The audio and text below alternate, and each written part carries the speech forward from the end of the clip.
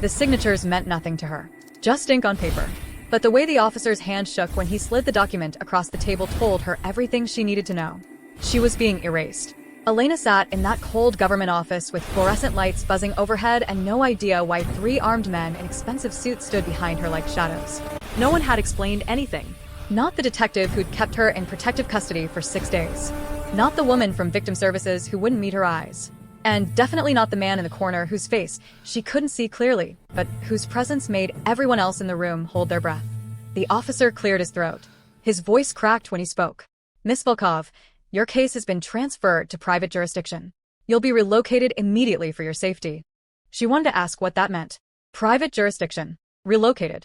Safety from what? But before she could form words, the man in the corner moved forward, and she saw his face for the first time. Sharp jaw. Eyes like winter. A scar that cut through his left eyebrow. He didn't look at her. He looked at the paperwork like she was cargo. "Is this legal?" Her voice sounded small even to herself. No one answered. The detective who'd promised to keep her safe stood up without a word and left the room. The door clicked shut behind him with a finality that made her stomach drop. She was alone with strangers who moved with military precision and spoke in codes she didn't understand. One of the suited men stepped forward. "Miss Volkov, please come with us." It wasn't a request. She stood because staying felt more dangerous than moving. Her legs barely held her weight. They walked her through corridors she'd never seen before, past offices where people pretended not to watch, downstairs that led to an underground garage. The air smelled like gasoline and something else. Fear maybe. Or resignation. The black SUV waited with its engine already running. They opened the door, and she got in because what else could she do? The leather seats were cold. The windows were tinted so dark she couldn't see outside. 2 men sat in front. Neither spoke. The man with the scar sat beside her and finally looked at her. "You'll want to stay quiet," he said. His voice was softer than she expected. Almost kind. That scared her more than anything else had. The car moved. She pressed her hands together to stop them from shaking. "Where are you taking me?" Silence. "I have rights. You can't just. You have no idea what you're involved in." The man's words cut through hers cleanly. "And the people who want you dead don't care about rights." Her breath caught. "Dead." He said it so casually, like he was commenting on the weather. "Who wants me dead?" He turned away from her and looked out his window. "Everyone who knows you exist." The drive lasted 2 hours. Maybe 3. She lost track of time somewhere between the city lights fading and the road turning from asphalt to gravel. No one spoke. The radio stayed off. The only sound was tires on stone and her own heartbeat pounding in her ears. When they finally stopped, she looked out the window and saw nothing but trees and darkness. Then the gates opened. Massive iron things that looked like they belonged to a fortress. The driveway stretched for what felt like miles. And at the end of it stood a house that wasn't a house. It was an estate. Old stone. New security. Lights that cast long shadows across manicured lawns. The car stopped at the front entrance. "Out," one of the men said. She got out. Her legs were numb. The night air bit at her skin. She'd left the city in spring clothes, and wherever they'd brought her felt like winter. The front door opened before anyone knocked. A woman stood there. Older. Elegant. She looked at Elena the way someone might look at a stray dog they'd been asked to feed. With pity and mild annoyance. "She's the one," the woman asked. "Yes. He's in his study," he said to bring her directly. Elena's pulse spiked. Him. They kept saying him, like she should know who that meant. Like his existence was so obvious it didn't need explanation. They walked her through hallways lined with art that probably cost more than she'd earn in a lifetime. Past rooms with fireplaces and furniture that looked antique. Upstairs covered in carpet so thick her footsteps made no sound. The silence felt deliberate. Designed to unsettle. They stopped at a door made of dark wood. The man with the scar knocked once. "Come in." The voice from inside was deep. Controlled. It made her skin prickle. The door opened. The study was all leather and books and a fireplace that cast flickering light across someone sitting behind a massive desk. He didn't look up when they entered. He was reading something. Papers spread out in front of him. A glass of something amber-colored sat untouched at his elbow. "Leave us," he said. The men who'd brought her here disappeared so fast she didn't hear them go. The door closed. She was alone with him. This man everyone feared. This man whose name she still didn't know. He looked up. Her breath stopped. He wasn't what she expected. She'd imagined someone older. Scarred. Cruel-looking. But he was young. Maybe 30. Maybe less. Dark hair. Features that would have been handsome if they weren't so cold. And eyes that looked at her like he was reading every thought she'd ever had. Sit, he said. She didn't move. He tilted his head slightly, studying her. You can sit or you can stand. Either way, we're going to talk. Sitting will be more comfortable. She sat. The chair across from his desk was stiff, expensive, uncomfortable in the way things are when they're not meant to be used often. He leaned back in his chair. Do you know who I am? She shook her head. Good. That makes this simpler. He pushed the papers toward her. She couldn't read them from this distance. Your father stole from me. A significant amount. Then he disappeared. And when my people went looking for him, we found you instead. Her father. She hadn't seen him in 7 years. Hadn't heard from him in 5. He was a ghost even before whatever this was happened. I don't know where he is, she said. I know. Then why am I here? He picked up his glass and took a slow sip. Set it down carefully. Because 3 different organizations think you do know. And they're willing to do things to you that would make you tell them everything. Even things you don't know. Even things that aren't true. Her hands were shaking again. She pressed them against her thighs. So you took me to protect me? I took you because you're more valuable alive than dead. His words were matter-of-fact. Clinical. At least for now. The fire crackled. Outside the window behind him, she could see nothing but darkness and the reflection of flames and glass. What happens to me? Her voice came out smaller than she wanted. You stay here. You stay quiet. You stay out of sight. He stood up and walked to the window, his back to her. And if you're smart, you stay alive. She should have been terrified. She was terrified. But underneath the fear was something else. Confusion. Because nothing about this made sense. If she was just leverage or bait, why the mansion? Why the careful handling? Why tell her anything at all? I don't understand, she said. He turned to face her. The firelight caught the side of his face, and for a second, he looked almost human. Almost vulnerable. You will, he said. Eventually. Someone knocked on the door. A woman's voice came through. Sir, her room is ready. He nodded even though the person outside couldn't see him. Take her. Elena stood. Her legs felt weak. The door opened, and a different woman appeared. Younger than the first. She smiled, but it didn't reach her eyes. This way, miss. Elena followed because what choice did she have? She glanced back once before leaving the study. He'd already returned to his desk. Already back to his papers. Like she'd never been there at all. The room they gave her wasn't a room. It was a suite. Bedroom. Bathroom. Sitting area with a couch and television. Windows that overlooked gardens she couldn't see in the dark. It was beautiful and sterile and felt like a very expensive cage. The woman showed her where everything was. Towels. Clothes in the closet that were exactly her size. Toiletries she hadn't asked for, but somehow needed. If you need anything, press the button by the bed. Someone will come. The woman paused at the door. Don't try to leave the estate. The guards have orders. Orders to do what? The woman's expression didn't change. Whatever is necessary. Then she was gone. Elena stood in the middle of this beautiful prison and tried to process what was happening. Her father. Stolen money. Multiple organizations. Men with guns and a billionaire who spoke about her life like it was a business transaction. She walked to the window and pressed her forehead against the cold glass. Somewhere out there was the life she used to have. The apartment she'd shared with her roommate. The coffee shop where she worked mornings. The college classes she'd been taking at night. All of it felt like it belonged to someone else now. She'd been handed over like property. And the worst part was she still didn't know why she mattered at all. Sleep didn't come that night. She lay in a bed that was too soft and stared at a ceiling that was too high and listened to the sounds of a house that was too quiet. Every creak made her jump. Every shadow looked like someone watching. When dawn finally came, she got up and found a tray of breakfast outside her door. Coffee. Fresh fruit. Pastries that were still warm. No note. No explanation. Just food that appeared like magic. She ate because she was starving and because not eating felt like giving up. Then she waited. Hours passed. No one came. No one called for her. The television had only local channels, and they told her nothing useful. She tried the door. It wasn't locked. That surprised her. She stepped into the hallway. Empty. Silent. She walked, testing boundaries, seeing how far she could go before someone stopped her. Down the stairs. Through corridors. Past rooms she didn't enter. No one appeared. No guards confronted her. It was like the entire estate was deserted. But she knew better. She could feel eyes on her. Cameras, probably. Or people she couldn't see. She found herself in a library. 2 stories of books with rolling ladders and leather chairs that looked original to the house. Sunlight streamed through tall windows. It was the first place that felt almost peaceful. She pulled a book at random and sat down to read. Anything to keep her mind from spiraling. That's where he found her 3 hours later. She didn't hear him come in. Didn't know he was there until he spoke. You read Russian. She jumped. The book tumbled from her hands. He stood in the doorway watching her. Same cold expression. Same unreadable eyes. But he'd changed clothes. Now he wore a simple black shirt and dark pants. No tie. No jacket. He looked less like a businessman and more like something else. Something dangerous. My grandmother taught me, she said. Her voice steadier than she felt. He walked further into the room. Picked up the book she dropped. Dostoevsky. Interesting choice. It was random. Nothing in this room is random. He set the book on a nearby table. Every piece here was chosen deliberately. She didn't know what to say to that. He sat in the chair across from hers.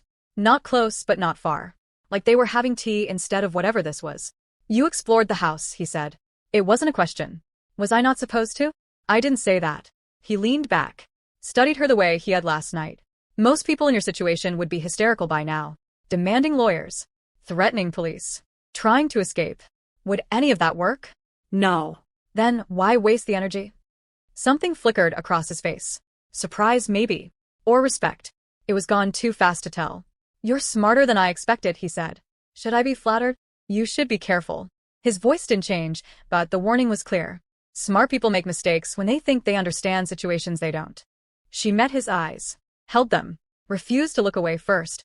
Then explain it to me. What am I? Hostage? Bait? Protection detail? You're a problem I haven't decided how to solve yet. The honesty startled her. He stood. Dinner is at 7. You're expected to attend. Then he left. No goodbye. No explanation. Just gone like smoke. She sat in that library for another hour trying to understand what game she'd been pulled into. And why every time he looked at her, she felt like he saw something no one else ever had. Dinner was worse than she imagined. Not because of the food or the setting. The dining room was elegant. The meal was probably expensive. But she wasn't alone with him. There were others. Men in suits who spoke in low voices about things she didn't understand. Business. Shipments. Territories. They glanced at her occasionally, like she was an interesting artifact. Nothing more. He sat at the head of the table and barely acknowledged her existence. She pushed food around her plate and tried to be invisible. After dinner, he stopped her in the hallway. His hand on her arm. Not rough but firm enough that she couldn't pull away without making it obvious. Walk with me, he said. It wasn't a request. They walked through the house to a set of glass doors that led outside. The gardens were lit with subtle lighting that made everything look like a painting. Gravel paths wound between hedges and flower beds. In the distance, she could hear water. A fountain maybe. They walked in silence for several minutes. Finally, he spoke. The men at dinner tonight. Did you recognize any of them? No. Good.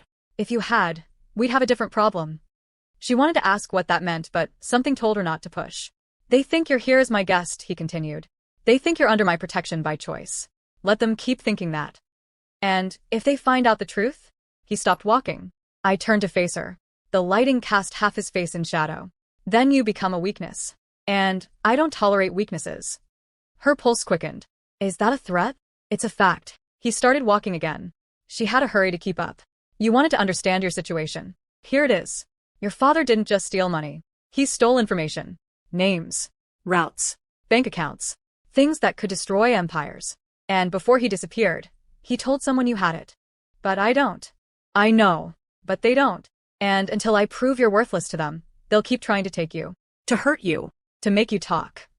They reached the fountain. Water cascaded over stone tiers into a pool that reflected the moon. So you took me first, she said quietly. I took you before they could. She looked at him. Really looked. And for the first time saw something other than cold calculation. There was tension in his jaw. His hands were in his pockets, but she could see the tightness in his shoulders. Like he was carrying weight he couldn't put down. How long? She asked. How long do I have to stay here? He didn't answer right away. When he did, his voice was quieter than before. I don't know. The honesty hurt more than a lie would have. They stood by that fountain in silence. Two people trapped in a situation neither had chosen.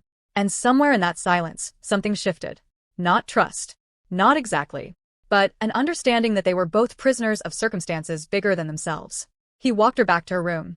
Paused at her door. Get some rest, he said. Tomorrow will be harder. Before she could ask what that meant, he was gone. She went inside and locked the door, even though she knew it wouldn't matter. If he wanted in, a lock wouldn't stop him. If someone else wanted in, a lock wouldn't save her. She lay in bed and stared at the ceiling and wondered how her life had become something out of a nightmare she couldn't wake from. But the strangest part was how safe she felt inside these walls. Like the monster everyone feared had somehow become the only thing standing between her and something worse. And that terrified her more than anything else. If you're still watching, drop a comment and let us know where you're watching from. And hit that subscribe button. This story is just getting started. Trust me, you don't want to miss what happens next. The next morning started with screaming. Elena jolted awake to the sound of shouting from somewhere below her window. Male voices. Angry. Then a single gunshot that made her heart stop. She scrambled out of bed and pressed herself against the wall beside the window. Afraid to look. Terrified not to. When she finally gathered enough courage to peek through the curtain, she saw him standing in the circular driveway. Perfectly calm. A man knelt in front of him. Blood on the gravel. Not dead, but hurt. 2 guards held the man's arms while he spoke. She couldn't hear the words, but she could see his face. Cold as winter. Unmoved by the blood or the pleading. He nodded once. The guards dragged the man away. He looked up. Directly at her window. Like he'd known she was watching the whole time. Their eyes met across the distance. She couldn't read his expression. Couldn't tell if he was angry she'd witnessed it or indifferent to her presence. He turned and walked back inside. She stepped away from the window. Her hands were shaking so badly, she had to sit down. This was what he really was. Not the man who sat across from her, in the library. Not the person who'd walked with her by the fountain. This was the truth. Violence and power and absolute control. She was living in the house of a monster who just happened to wear expensive clothes and speak in quiet tones. The breakfast tray came an hour later. She didn't touch it. When the knock came at noon, she almost didn't answer. But the door opened anyway. The woman from the first night stood there. The elegant one who looked at her like a problem to be managed. He wants to see you, she said. Now. Elena followed, on numb legs. Down familiar hallways that suddenly felt threatening. To a different room this time. Not the study. Something smaller. An office maybe. He sat behind a desk covered in monitors showing security feeds. She could see different angles of the estate. The gates. The gardens. Her own bedroom door. He'd been watching her this whole time. Sit, he said without looking up. She sat. He typed something on a keyboard. Clicked a mouse. One of the monitors went dark. Then he finally looked at her. His expression gave nothing away. You saw what happened this morning, he said. Not a question. A statement. Yes. And now you're afraid of me. She wanted to lie. To say she wasn't. But something about his directness demanded honesty. Yes. He nodded like that was the correct answer. Good. Fear keeps you careful. Careful keeps you alive. Who was that man? Someone who forgot which side of the gate he belonged on. He stood up and walked to the window. He tried to give information about you to people who would pay well for it. Your location. Your routines. What you look like when you think no one's watching. Her stomach turned. You shot him. No. I had him shot. There's a difference. He turned to face her. The difference being that I don't do my own wet work unless it's personal. He wasn't personal. He was just stupid. The casual way he talked about violence made her sick. Or maybe it was the realization that this violence was because of her. Because someone thought she was valuable enough to betray him. This is going to keep happening, she said quietly. Isn't it? Until I find your father or prove you're worthless. Yes. And if you can't do either?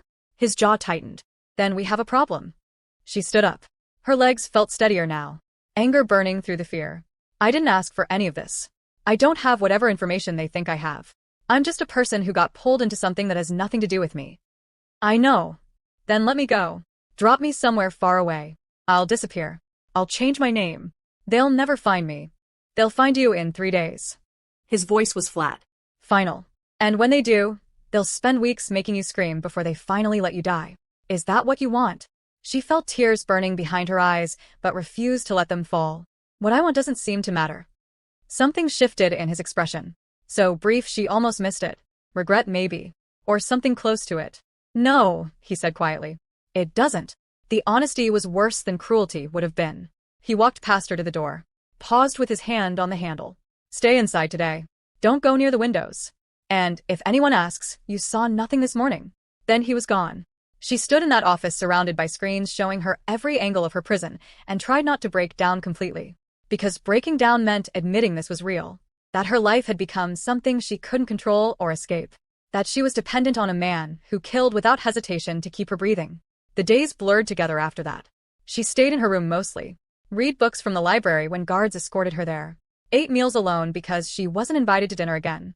And every night, She lay awake listening to sounds she couldn't identify and wondering if today was the day he'd decide she was more trouble than she was worth. But something strange started happening. Small things. Things that didn't make sense. Her favorite tea appeared at breakfast even though she'd never mentioned liking it. The books in her room changed to match her interests. Authors she loved. Genres she preferred. When she got sick with a fever, a doctor appeared within the hour. Not a nurse. An actual doctor who examined her thoroughly and left medication with instructions that appeared in her own language. Someone was paying attention. Not just watching on cameras. Actually noticing details about her as a person. It should have felt more invasive. Instead, it felt confusing. Because monsters didn't care about tea preferences. They didn't notice what books you read or whether you needed a doctor. They especially didn't do these things quietly without demanding gratitude or acknowledgement. She saw him occasionally, passing in hallways, through windows overlooking the grounds. He never stopped to speak, never acknowledged her presence. But sometimes she'd catch him looking at her with an expression she couldn't decipher. Like she was a puzzle he couldn't solve, or a problem he didn't know how to fix. 3 weeks passed like this. Then everything changed in a single night. She woke to her door opening. Not violently, quietly. But it was the middle of the night, and no one had ever entered her room after dark. She sat up in bed, heart pounding, and saw him silhouetted in the doorway. "Get dressed," he said. His voice was urgent, tense in a way she'd never heard. "We have maybe 10 minutes. What's happening?" "They found you. Now move." The fear in his voice made her move faster than any command could have. She grabbed clothes from the closet, dressed while he stood with his back turned. When she was ready, he grabbed her wrist and pulled her into the hallway. They moved fast. Not running but close to it. Downstairs she'd never seen. Through passages that felt like they belonged in a different building entirely. They emerged in a garage. 5 cars. All black. All expensive. He led her to one in the middle and opened the back door. "Get in. Stay down. Don't make a sound no matter what you hear." She got in. The leather seats were cold. She could smell gun oil and something else. Adrenaline maybe. He didn't get in the driver's seat. Instead, the man with the scar appeared. The one from the first night. He nodded at him once and got behind the wheel. "Where are you going?" she asked. He leaned into the car. For a second, his face was inches from hers. She could see tension in his jaw. Something almost like fear in his eyes. Making sure they followed the wrong car. Before she could process that, he closed the door. The car started moving. She twisted around to look through the back window and saw him standing in that garage, watching them leave. Watching her leave. And then the garage disappeared from view as they entered a tunnel she hadn't known existed. The drive was rough. Fast turns. Sudden stops. The man with the scar drove like someone being chased even though she couldn't see anyone following. After what felt like hours, but was probably less than one, they emerged from the tunnel onto a dirt road surrounded by forest. They drove for another 30 minutes before pulling into an abandoned barn. The car stopped. The engine died. Silence filled the space so completely she could hear her own heartbeat. "We wait here," the man said. "Until he calls." "What happened? Who found me?" He looked at her in the rearview mirror. His scar caught the moonlight coming through broken slats. 3 cars entered the estate perimeter 20 minutes ago. Armed. Professional. They weren't there to negotiate. And he stayed behind. He always stays behind. Something in his tone suggested history she didn't understand. It's who he is. They waited in that barn for 2 hours. No phone call came. No message. Just silence and darkness, and the sound of her own breathing growing more panicked with every passing minute. Finally, the man's phone rang. He answered immediately. "Sir." She couldn't hear the other side of the conversation. But she watched his expression change. Relief followed by something darker. Concern maybe. Understood. He hung up. Met her eyes in the mirror. "We're clear." He handled it. "Is he okay?" The question surprised them both. The man's expression softened slightly. "He will be." They drove back using a different route. Longer. More winding. When they finally approached the estate, dawn was breaking. The gates opened as they approached. The circular driveway was empty. Clean. Like nothing had happened at all. But she could see scorch marks on the gravel. And bullet holes in the stone pillars flanking the entrance. He was waiting inside. Standing in the main hall with blood on his shirt and something that might have been exhaustion in his eyes. When he saw her get out of the car, something in his posture relaxed. "You're okay," he said. "I'm okay." She walked toward him slowly. "Are you?" He looked down at his shirt like he'd forgotten about the blood. "It's not mine." "That's not what I asked." For a long moment, they just stood there. 2 people who'd survived a night that could have ended very differently. The sun came through the windows and painted everything gold. Made the violence feel distant. Almost unreal. You should rest, he finally said. So should you. I don't rest. Maybe you should start. The corner of his mouth twitched. Not quite a smile, but close. Maybe. He walked past her toward the stairs. Paused halfway up. Looked back at her with an expression she'd never seen before. Something raw. Unguarded. Thank you, he said quietly. For not panicking. For trusting the process. It made tonight simpler. Then, he continued up the stairs and disappeared. She stood in that golden light and realized something that should have terrified her. She'd been worried about him. Actually worried. Not about what his death would mean for her survival, but worried about him as a person. As someone who'd put himself in danger to keep her safe. When had that happened? When had the monster become human? The question kept her awake even though she was exhausted. She went to her room, but couldn't sleep. Couldn't stop replaying the look on his face when he'd seen her get out of the car. The relief. The something else she couldn't name. That afternoon, she found him in the library. He sat in the same chair she'd been in when they first spoke there. Reading. He looked up when she entered. Didn't tell her to leave. She sat across from him. Can I ask you something? You can ask. Why do you care? If I live or die. Why does it matter to you? He closed his book slowly. Set it aside. For a long moment he didn't answer. Just looked at her with those winter eyes that saw too much. I don't know, he finally said. The honesty in his voice made her chest tight. At first, you were leverage. Then, you were a problem. And now. He trailed off. Looked away. Now I don't know what you are. That scares you. Yes. The admission hung between them. Fragile. Important. It scares me too, she said quietly. Because I should hate you. For keeping me here. For controlling my life. For being what you are. But I don't. And I don't understand why. He looked back at her. Stockholm Syndrome. You're confusing captivity with safety. It's common. Is that what you think this is? I think it's what it should be. His voice dropped lower. Because the alternative is complicated in ways I can't afford. She understood what he wasn't saying. What he couldn't say. Because saying it would make it real. Would make whatever was growing between them something that had to be acknowledged or destroyed. They sat in that library as afternoon faded to evening. Talking about things that didn't matter. Books. Weather. Small safe topics that kept them from discussing what was actually happening. But underneath the words was a current. Something electric and dangerous and completely forbidden. When she finally left, he stood. Walked her to the door like he had that first night by the fountain. Elena, he said. Her name. He'd never used her name before. She turned. Be careful, he said. Not of the people outside these walls. Of me. Why? Because I'm not the hero in the story. And you're starting to forget that. She wanted to argue. To tell him she knew exactly what he was. But the truth was he was right. She was forgetting. Or maybe choosing not to remember. Because remembering meant accepting that this couldn't end well. That they were both on paths that led nowhere good. Maybe there are no heroes, she said. Maybe there are just people trying to survive. He didn't respond. But something in his eyes said he'd heard her. Understood her. And that terrified him as much as it terrified her. The next few days felt different. Charged. He stopped avoiding her. Stopped pretending she didn't exist. They'd pass in hallways and he'd nod. Small acknowledgments that felt enormous. He started joining her in the library. Not talking much. Just existing in the same space. Reading while she read. Drinking coffee while she drank tea. It was domestic in a way that should have been impossible given their circumstances. But it was also fragile. Built on a foundation that could crack at any moment. That moment came on a Tuesday. She was in the garden. He'd finally given her permission to go outside during specific hours.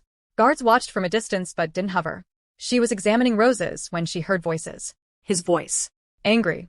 Coming from an open window of his study. She knew she shouldn't listen. But she moved closer anyway. I don't care what they're offering, he said. His voice sharp. Cold. She's not part of any deal. Someone else spoke. A voice she didn't recognize. She's a liability you can't afford. You know that. This arrangement benefits everyone. Everyone except her. Since when do you care about collateral damage? Silence. Long enough that she thought maybe the conversation was over. Then his voice again. Quieter but harder. Since now. This is about more than one girl. You're risking everything we've built. For what? A conscience. For doing what's right. The other person laughed. Harsh. Bitter. You've never cared about right. You've cared about power. About winning. Don't pretend this is nobility. It's weakness. Then I'm weak. More silence. Then footsteps. The other person leaving. A door slamming. She stepped back from the window. Her heart was racing. He was protecting her. Actually protecting her. Not because she was valuable or useful, but because he decided she mattered. As a person, as someone worth defending. She walked back inside in a daze. Found him still in his study, standing by the window, his back to the door. He didn't turn when she entered, but his voice told her he knew she was there. How much did you hear? Enough. He turned finally, looked at her with exhaustion written in every line of his face. You should hate me for keeping you here, for making you dependent on me, for turning your life into this. She walked further into the room, stopped a few feet from him, close enough to see the tension in his jaw, far enough to maintain some illusion of distance.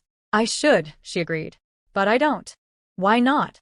Because you're the only person in this entire situation who's treated me like I'm human. Everyone else sees me as a thing. Information. Leverage. Bait. But you see me. And that matters more than it probably should. He closed his eyes, like her words caused actual pain. You deserve better than this. Better than me. Maybe. She took another step closer. But this is what I have. And you're the reason I'm still breathing. So forgive me if I'm not as grateful as I should be that you're apparently being offered deals to trade me away. His eyes opened, met hers, and for the first time, she saw past all the walls he kept up, saw the person underneath. Someone tired, someone carrying weight that was crushing him, someone who'd made choices he couldn't undo and was trying to make at least one thing right. I won't let anyone take you, he said quietly, no matter what it costs. Why? Because He stopped, looked away. Because you matter.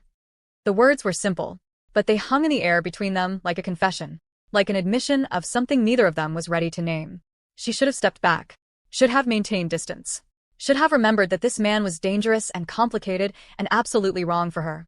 Instead, she reached out and touched his hand, just her fingers on his, the lightest contact.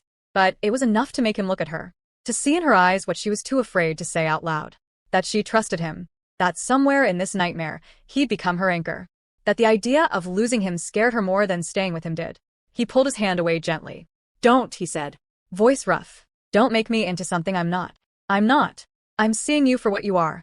All of it. The violence, the control, the choices. And I'm choosing to stay anyway. You don't have a choice. Maybe not about leaving, but I have a choice about this. About whether I hate you or... She couldn't finish. Couldn't say the word that was building in her chest. He shook his head. This can't happen. You and me. It's impossible.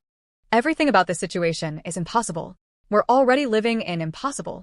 He looked at her for a long moment. She could see him fighting something. Some internal war between what he wanted and what he knew was right. Finally, he stepped back. Put physical distance between them. Get some rest, he said. Tomorrow will be difficult. Why? What's tomorrow? Tomorrow I meet with the people who want you. And I make a choice about what happens next. Her stomach dropped. What kind of choice? The kind that determines whether you spend the rest of your life here or somewhere much worse. Before she could respond, he left, walked out of his own study, and left her standing there with 1,000 questions and no answers. That night, she didn't sleep at all. She paced her room, looked out at gardens she might never see again, tried to prepare herself for the possibility that tomorrow she'd be handed off to someone else. Someone who wouldn't care about tea preferences or favorite books. Someone who'd hurt her until she told them things she didn't know. When dawn came, she was exhausted but wired. The breakfast tray arrived. She forced herself to eat, because if this was her last day here, she wanted to face it with strength. The knock came at noon. The man with the scar stood there. He wants to see you. Main hall. She followed him down. Her legs felt numb. When she reached the main hall, she saw him standing by the front doors, dressed in a suit, looking every inch the dangerous billionaire everyone feared. But when he saw her, something in his expression cracked. Just for a second. They're coming, he said. You're going to meet them, hear their offer, and then you're going to choose. Choose what? Whether you trust me or them. Before she could ask what that meant, the gates opened. 3 cars pulled up the driveway. Black. Expensive. Heavily occupied. Men in suits emerged. Armed. Professional. They approached the entrance like they owned it. The lead man stopped in front of him, smiled without warmth. We've come for the girl, he said. As agreed. She felt her heart stop. As agreed. He'd made a deal. He was giving her away. But then he spoke, and his voice was cold as death. There is no agreement. She stays with me, and if you or anyone else comes for her again, I'll burn your empire to ash and scatter your bones where no one will find them." The man's smile disappeared. "You're making a mistake. She's not worth what this will cost you. I'll decide what she's worth."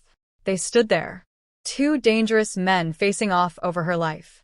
She couldn't breathe, Couldn't think. could only watch as the man finally nodded slowly. "Your funeral," he said. Then he looked at her. "When he gets tired of you, sweetheart, we'll still be here." Then they left, got in their cars, and drove away. The gates closed behind them. She stood there shaking, unable to process what had just happened. He'd chosen her. Actually chosen her. Over safety. Over money. Over everything. He turned to her. And for the first time since she'd met him, he looked uncertain. "I don't know what happens now," he said quietly. "I've made enemies I can't undo. Burned bridges I can't rebuild. All because I couldn't let them have you." She closed the distance between them, looked up at this man who'd become impossible to define. Monster. Protector. Something in between. "Then we figure it out," she said. "Together." He touched her face gently, so gently it made her chest ache. "I don't deserve you. Probably not. But you're what I've got." And for the first time since this nightmare began, she saw him smile. Really smile. Small. Brief. But real. "Then I guess we're both stuck," he said. "I guess we are." They stood there as morning sun painted everything gold. Two people who should have been enemies, who'd somehow become something else. Something neither could name, but both could feel. The future was uncertain, dangerous, complicated beyond measure. But for the first time since she'd been handed over in that government office, Elena felt like maybe she wasn't facing it alone. Maybe that was enough. For now, it would have to be. If this story kept you hooked, hit that like button and subscribe for more stories that'll make you feel everything. Drop a comment telling us what you thought. We read every single one. Thanks for watching until the end. You're the real ones.